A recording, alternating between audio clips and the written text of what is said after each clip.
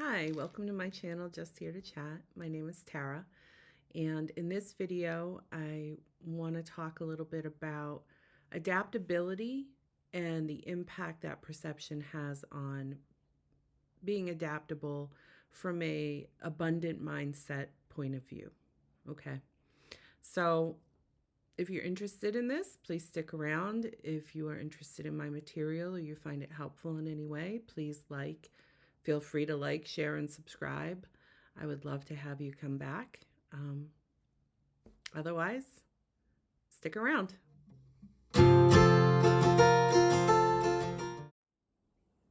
Hello. So today's video, I wanted to talk a little bit about adaptability and the impact that perspective has on our ability to be adaptive in life with issues or situations that may arise for us. Okay. Before I get started, I just wanted to give you a heads up that the dog has been on a rampage today. So he's on guard in the window. There's been a cat walking around in the neighborhood and he's not having any of it. So if he gets loud, I apologize. If it's too much, I'll just restart the video. But I wanted to give you that little caveat before I get started. So if you think about perspective, okay, as a whole, what really dictates our perspective? It's typically our experiences that we went through in life, how we were shaped and molded from our youth, and how that integrated into belief systems for us. Okay, so our belief systems is basically the filter in which we view our environment through. Okay, so anything that comes up for us, we have this subconscious belief system around its authenticity, whether it's right or wrong, whether it's good for us or bad for us, and sometimes only aspects of it, not the whole. Okay, and that's what kind of leans us towards which behavior or choices we make around it. Okay, so if we were raised believing that some people were better than other people and that there were particular aspects that made them better, okay, whether that was affluent people are better than poor people, or, and these are not speaking to my belief systems, I'm just trying to highlight some of the lenses in which people view relationship, okay, whether if you have a degree or not, does that make you better or more influential? Whether you dress nice or you don't, okay?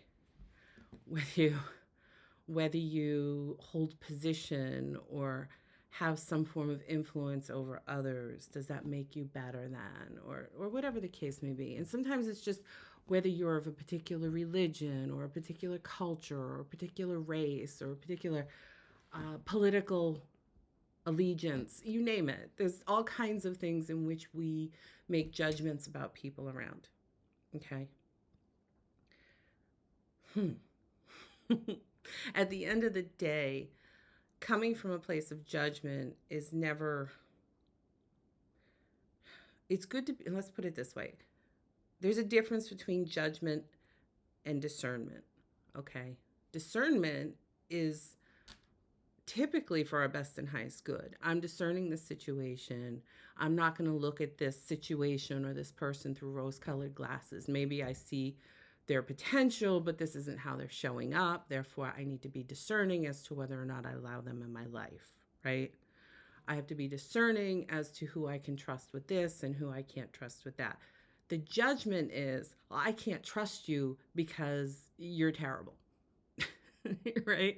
Or I can't trust you because you don't believe like me. Or I can't be friends with you because you're a different race than I am. Because somewhere in my upbringing, I was taught that was bad. And that's my subconscious belief, right? And I discussed this a little bit in the being stuck videos, okay? Because not everything that we subconsciously believe resonates for us mindfully, like in our attention, right? Like if we actually think about it, we might be like, oh, I don't believe that. But if it was ingrained in us through society, through whatever the case may be, I mean, you can think about this, and we talk sometimes in my house about communism, socialism, capitalism, right? We'll take it out of the religious sphere, and the pros and cons of each. Okay, um, we don't talk about it all the time, but my son was doing something in history, and it just happened to be a topic that we were talking about, and honestly, it's relevant in this day and age anyway. Um, Amongst other things, at the end of the day, each one of those ways of being, if you will, or I don't even know what you would call them. They're not really theories, but each one of them is man-made. Okay? Like most things. And at the end of the day, most of us, and I can't speak for everyone, I can't speak for anyone actually but myself, but I know in conversations I've had, most people believe that, leave it to a person to kind of screw up a ham sandwich. So anything that's man-made is flawed. And that's okay. Okay? At the end of the day, it's about finding what works for you. Okay? Whether it's societal, whether it's cultural, whether it's, you know, at some point we grow up and we're considered independent, right? To some degree, depending on our abilities. Independent thinking, and we determine what's best for us. Depending on those around us, sometimes other people like to take that control. Doesn't mean we have to let them. Okay. But again, pros and cons. Some people, I remember speaking to someone one time where it was like, you cannot let anyone know that I am seeking therapy. And I'm like, well, I wouldn't ethically, but legally I couldn't anyway, right? Unless court ordered or something like that, but that's different. In this case, this wasn't anything that was like that. And they were like, my family doesn't believe in it, and it would be considered a sin due to their faith.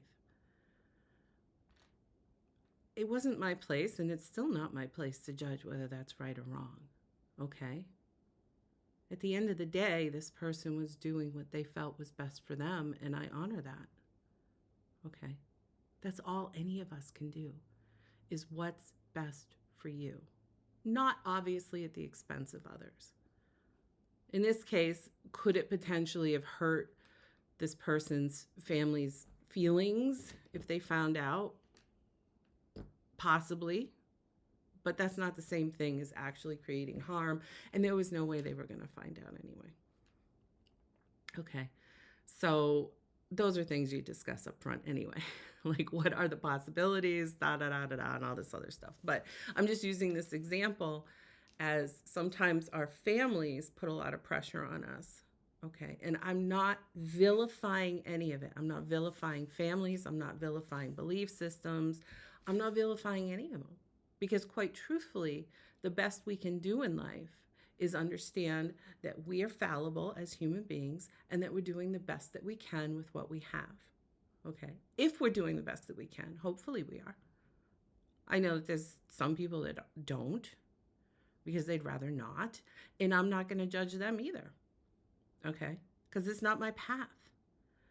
The best I can do is discern, all right, the path that this particular person's on, based on how they've communicated to me, how they've shown up with regards to whatever relationship this is it in my best and highest good?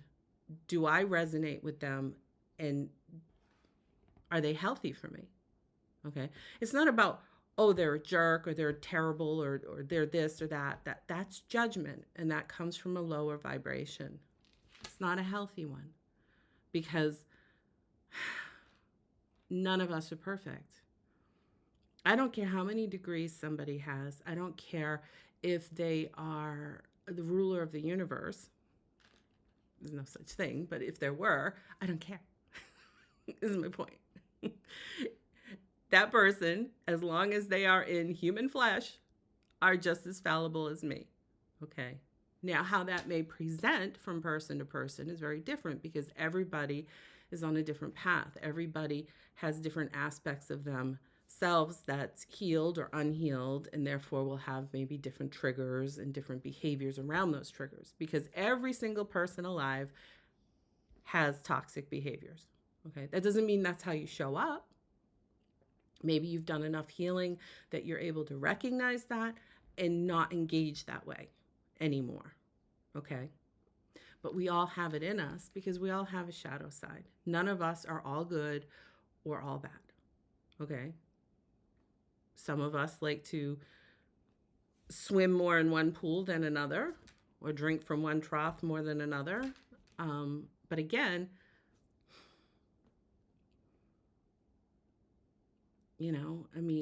heck, in this day and age, everything is in question. We can't even say leave it to a judge because even judges are flawed because they're human. And again, it's not about pushing one belief system over another or idolizing or any of those things.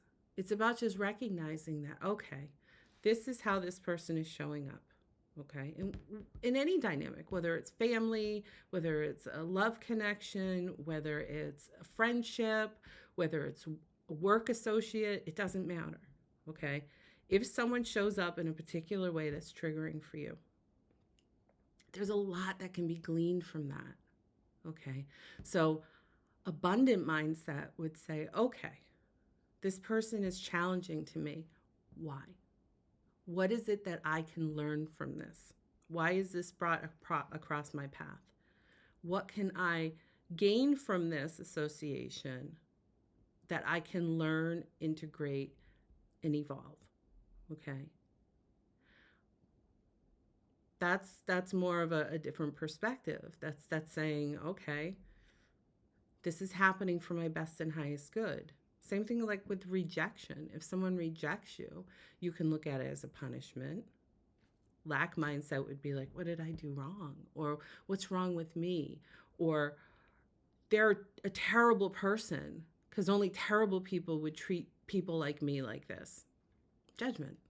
Okay. I'm not saying that there aren't certain behaviors that we don't feel that way. Believe me, I've felt that way about people in my life too. What I'm saying though is as we heal, okay, that doesn't mean we forget and that all of a sudden we approve of somebody's behavior or the way they're showing up. It's not about that. It's not my job to approve of you. And I guess that's what it comes down to. It's not your job to approve of me. And we live in a society where everyone feels they have to have an opinion on everything, even if it has nothing to do with them. Now, some things do, just in an indirect way. But then we have outlets for that, hopefully, right? Like voting or whatever. But my point is that how I show up in my relationships is someone external to that's not their business, right? Or how you show up in your relationship, or how your marriage might be working or not working, or how are you doing your job when I work in a different department, right? These are things that we tend to stick our nose in, and usually it's out of our own insecurities or our own lack. Okay, like maybe I wanted that job and you got it, so now I'm going to look for all your flaws. What's wrong with you? Right? Because why did you get it and I didn't? When we're really asking what's wrong with me. Why did you get it and I didn't? Right? And there's so many factors. As someone who staffed for many years when I did HR, There's so many factors that go into those things. Sometimes it's internal politics. Sometimes it's we want to hire internally versus externally, but we want to put it out there to give opportunity in case that falls through or whatever the case may be. Those aren't things you discuss with someone you're hiring or staffing. Okay. Sometimes you can. Sometimes there's leeway. But for the most part, you don't overshare. But there's a lot that goes into it. But if your automatic assumption is either I'm going to internalize that because there's something wrong with me, or I'm going to covertly internalize that by saying there's something wrong with them. But what I'm really feeling is I'm going to project my own insecurity on them because you didn't hire me, when it might have had nothing to do with any of it, right? It's just perspective, right? So how we are able to adapt to rejection has a lot to do with our perspective around it. And what really influences our perspective is whether we're holding a lack mentality or an abundant mentality, okay? Abundant mentality does not come naturally to most of us, okay? Because we are living in a fairly lack world, okay? The people that have abundant mindsets are people that worked for it, okay? They worked at it. I'm now talking about how I try to look at things now. My instinct is to be like, oh, now I don't have that. That's lack, right? But then I quickly recognize that through mindfulness and I turn it around and I'm like, okay, maybe there's a reason I don't have that. Maybe I'm being spared. You know, it's kind of like when you're stuck in traffic. I mentioned this in my regrets video, is I don't know what's going on in someone's mind. All I'm doing is running on assumptions if I'm assuming that they're purposefully got into an accident so that I would be late for an appointment. Right? So now I'm stuck in traffic. So sometimes we externalize, right? And sometimes we internalize. But at the end of the day, I don't want to say the better way, because that sounds like this is what you should do, and that's shaming and it's judgment and everything else. I'm just saying in my life, I adapt better to difficult circumstances when I can look at it from a more abundant perspective that says, okay, this might not feel good because it's not aligned with what my expectations were. So now I'm sitting with some disappointment. Okay. However, I can look at it as maybe it's just not meant to be. Okay. Maybe there's something better for me. Abundant, right? When one door closes, one door opens, right? Rejections, God's protection. These are some of the little phrases we can say to ourselves to help us with being more adaptive versus that all or nothing. Like, oh, this fell through, therefore everything is, you can go back to like your first love, right? If you think like junior high or whatever. There's a really good song, and I think I touched on this before, is Garth Brooks, back from the 90s. It was Unanswered Prayers. And in the song, and I know I've touched on this before, he shows up to a high school reunion and sees his old high school girlfriend who he loved so much and prayed and prayed and prayed that she would be his forever. And here he shows up with his wife at the high school reunion and he's like, well, thank God that didn't happen. Not quite, but you get my point.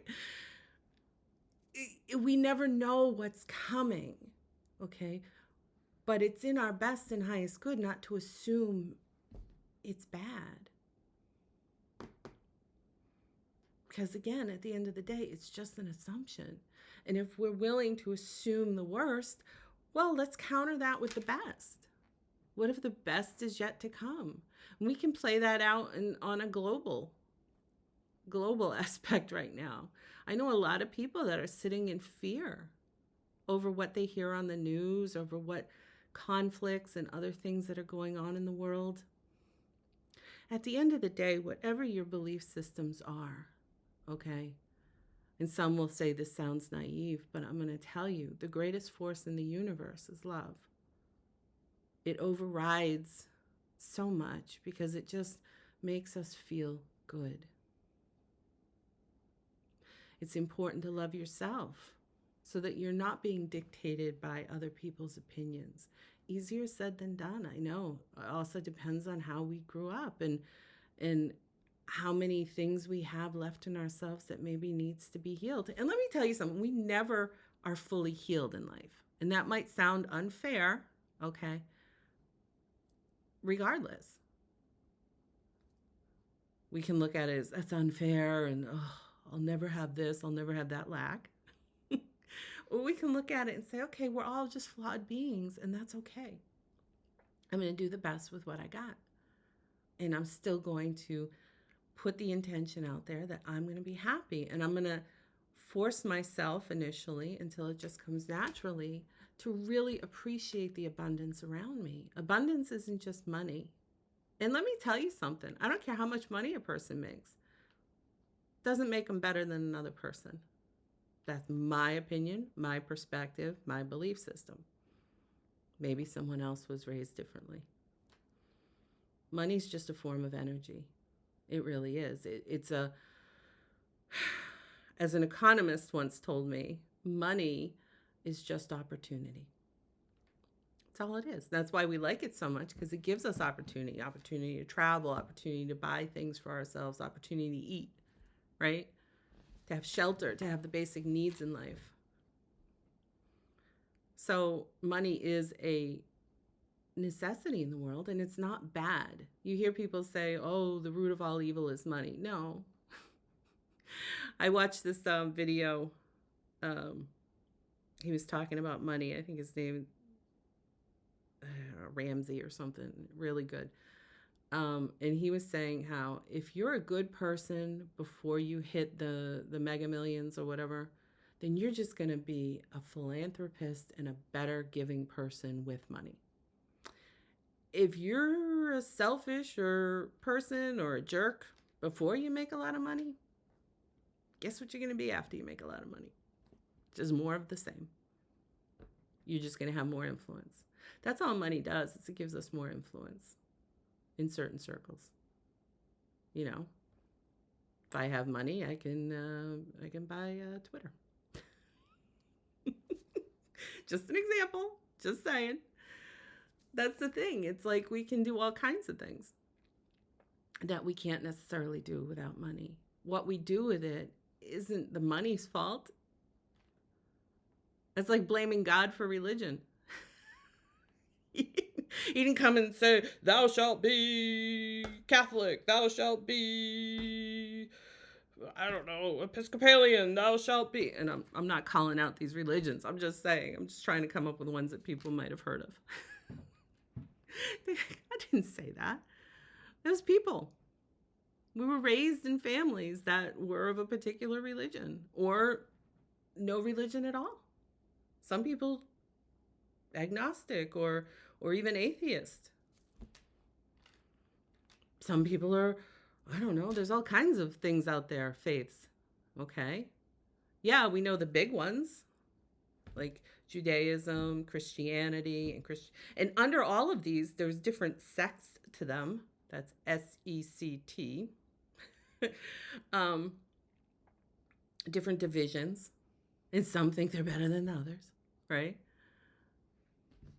Islam, Buddhism, although that's more of a philosophy, I think, than a religion.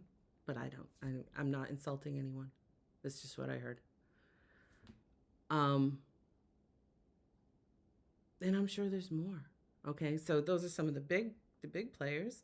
Then you get smaller ones, paganism, or, and that, I don't know, I think there's a bunch of different divisions under that, and who called it pagan? I don't know. Probably another religion. Who didn't like that one? At the end of the day, religion is man-made. I think we can all agree with that. Yes, do we believe it came from a higher calling? Did it come from a really special book? Whether it be the Torah, the Bible. There's all kinds of books. Okay? There's all kinds of things. And much like everything else, we have to look at the underlying consistency. Okay. That's what we do. That's how we validate whether something's worth believing in. Okay. But at the end of the day, how passionately you might feel about your beliefs, somebody may feel equally passionate about an opposing belief system. How passionate we feel isn't what dictates whether it's right or not. That's just our perspective. I can tell you what one thing is that religion tries to teach us, and that is to be a better person. But then people have belief systems around what makes you a better person, right? Is it being humble? Is it being assertive? Not that those are opposites. I'm just throwing out different characteristics. Confident or selfless? I don't know. Again, that comes down to your belief systems, your perspective. But when you're dealing with someone, okay, and we all do, whether it be on a global scale, whether it be on just our neighborhood scale, or whether it be in families, or whether it be just in interpersonal relationships, okay, we tend to assume that other people believe and see the world the same way we do, but they don't. I don't even care if you grew up in the same household. We all have different experiences. We all have different belief systems, and that's okay. If you're thinking religion, if you're putting love first, then it doesn't matter if the other person doesn't believe like you, because it's more important to be a decent human being. Now, what do you consider decent? I don't know. We could go down that slippery slope all day. And believe me, I have a lot to say on it. Not from a judgmental point of view, but more from well, let's look at both sides. That's the thing. We live in a world right now where there's a lot of opposition and a lot of all or nothing thinking. Okay, that's perspective. If your perspective is it has to be black, or it has to be white, or it has to be this, or it has to be that, no, because let me tell you something, the majority of people fall somewhere in the middle, shades of gray, because everybody's fallible. Flaws don't have to be something that we look down on. It's what makes us beautiful. Honestly, it's what makes us unique. It's what makes life special. And it's finding other people who can help fill in or help, I don't know, help us grow. We do that better when we talk to people who may believe differently. But part of talking is listening. Not just listening to respond, but listening to hear, to gain perspective from somebody else's point of view. At some point, people didn't, I don't know, it's not everybody. Again, we discern who communicates in a way that we find effective for us, right? And therefore, who we're going to keep in our life and who we're not. But, and it doesn't have to be a permanent thing. Sometimes it's just, we're always evolving, hopefully, right? But yeah, it's trying to see things a little differently. And we can all grow from that, because nobody, no matter how loud they might be, nobody has all the answers. I say that over and over again because it's just true. Nobody does. So when people come yelling at you like you're gonna go to hell if you do that, that's just because someone told them that. Oftentimes when we're vilifying other people, it's coming from a place of insecurity or something that needs to be healed within ourselves. Because maybe there's something about that person that is triggering something within us. I don't know, perspective. So again, we can look at things as means to learn, to grow, to integrate, to evolve. Or we can look at things in a way that keeps us stuck and pushing people away. I don't know. To me, people are more important than that. I don't have to agree with your life choices. They're not my choices to agree to. Sometimes people make choices that may impact us. But even if that impacts us in what we would deem adversely, maybe there's something better on the horizon for us. Maybe that's not necessarily as negative as it may seem. We don't get through life without broken hearts. That's the cold, hard truth. We don't get through life without disappointments. We don't get through life without a lot of harsh realities. However, that doesn't have to be our main focal point. We can learn from it. We can grow, and therefore not walk into situations in the future that might set us up for disappointment because we learned from it. That doesn't mean shut down and be cold and if I get my heart broken in love, will I never love again? Some people take that track. I don't subscribe to that. Because to me, even if you're just talking agape love, everybody is worth loving to some degree. That doesn't mean I want to marry them. It doesn't mean I want them in my life 24/7. But it's not my place to judge them or condemn them or any of that. And in the places in religion that, or at least I can only speak from Christianity, I know there's some places in the New Testament, like in Romans and Acts and a few of those books, where it talks about when it's appropriate, gently guide your brethren. Okay, but gently guiding somebody is not the same as condemning or judging or scaring or manipulating because you are trying to push an agenda. People do that. I always say control and avoidance are perfect or not perfect, but they're indications of anxiety. I feel like I have to control this situation, and by controlling, I'm avoiding feeling this. So it's the same thing. The thing is you can't control people, and when you try, it never goes well for us in the long run. There he goes. People have free choice. You can't take that away from them, because if you try, over time, eventually they will resent you for it. And we see that play out politically. I'm sorry. I'm finishing up now, I promise. Papa.